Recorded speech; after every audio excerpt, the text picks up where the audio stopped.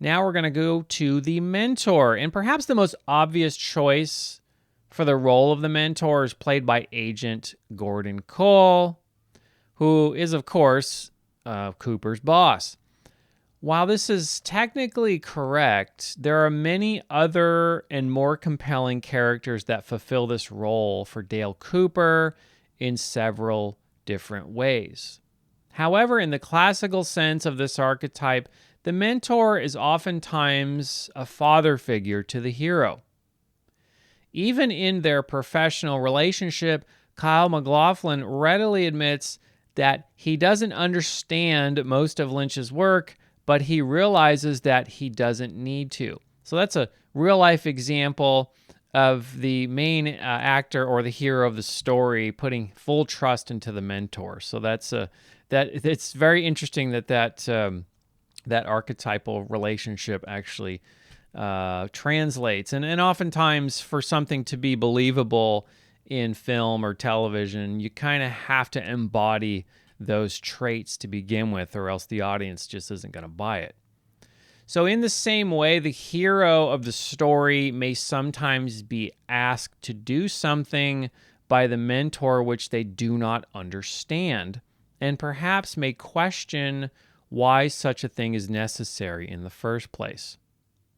However, even if what the mentor asks of the hero doesn't make sense at the time, this archetype is responsible for guiding the hero in the right direction, even when it seems confusing or paradoxical. In other words, the mentor always has the hero's best interest at heart, even when it may not seem to be the case. So if Gordon Cole is the mentor in the sense of the normal or ordinary world, then there are many other characters that play an overlapping mentor role for Dale Cooper in terms of the other world, or as I guess you could say, gatekeepers to the other world that the hero must enter into. These spirit mentors, we can call them, are Coop's allies when it comes to navigating the paradoxical depths of the other world, the Red Room, or perhaps the Black Lodge. The spirit mentor offers the hero details which are highly esoteric and seemingly nonsensical in comparison to the practical aid that's often offered by the mentor of the normal world. However, the information they provide to Agent Cooper, as confusing as it may seem, is of vital importance to the hero and should not be taken lightly. In my mind, it's the log lady that is the primary mentor for the hero, as well as, she's the mentor for everyone else in the story, including the lesser mentors of Twin Peaks. So she's the mentor of Hawk, and she's the mentor of, pretty much everyone. She instructs Major Briggs to deliver the message to Agent Cooper, right? There's that scene. It's one of my favorite scenes where they're sitting in the Double R diner, and she asks Major Briggs about the shiny things he wears on his uniform, right? So she's the only one who she seems to be understood the most by Deputy Hawk, and he actually listens to her. And so in the role of the mentor, it really is the log lady who's running the show. And from a certain perspective, one could even make a valid argument that the entire story of Twin Peaks is really about the log lady. Fire Walk with Me, as a reference to the love she lost in that fire, and her carrying of this log as an unlit torch, perhaps preparing herself for the day that she will indeed place this log on a fire as an act of renewal and transformation in honor of a love lost long ago. I also see a lot of parallels with the log lady and Laura Palmer. Maybe I'll go into that at some point in another video. Now, speaking of Laura Palmer and the log lady, there is this incredibly beautiful scene where she has a moment alone with Laura Palmer outside of the roadhouse. The mentor doesn't just have to provide aid to the hero and the other lesser mentors under her. After all, Twin Peaks isn't just some cookie-cutter form of entertainment. The log lady knows all and sees all.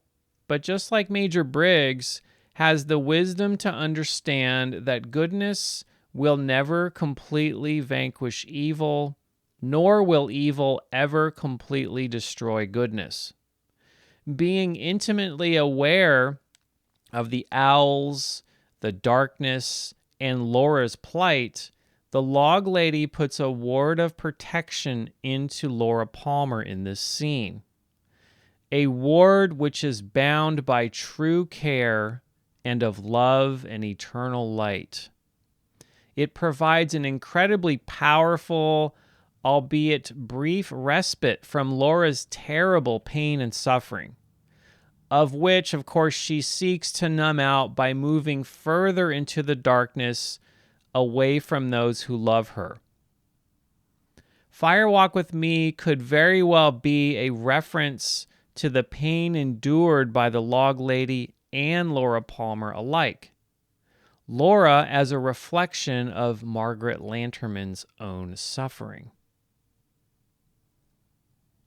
Now, let's move on to the trickster. And while Audrey Horne, at least early on, fulfills the role of the trickster in a certain way, there are most definitely others. Now, she certainly fulfills the archetype of the trickster on paper.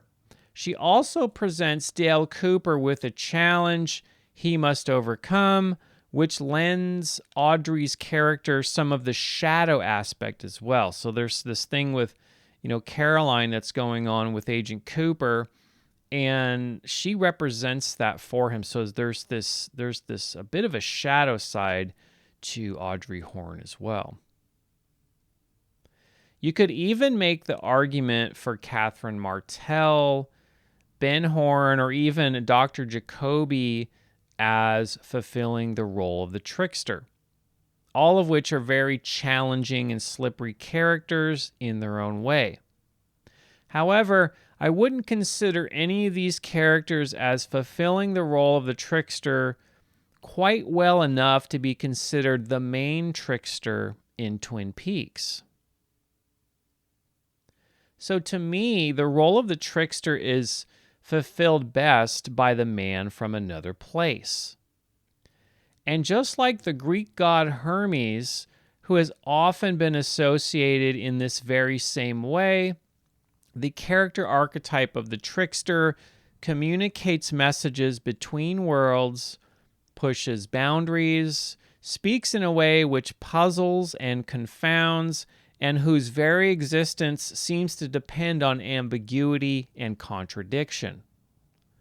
The man from another place simultaneously offers meaning and meaninglessness in such a way that I see him as perfectly suited for the role of the trickster.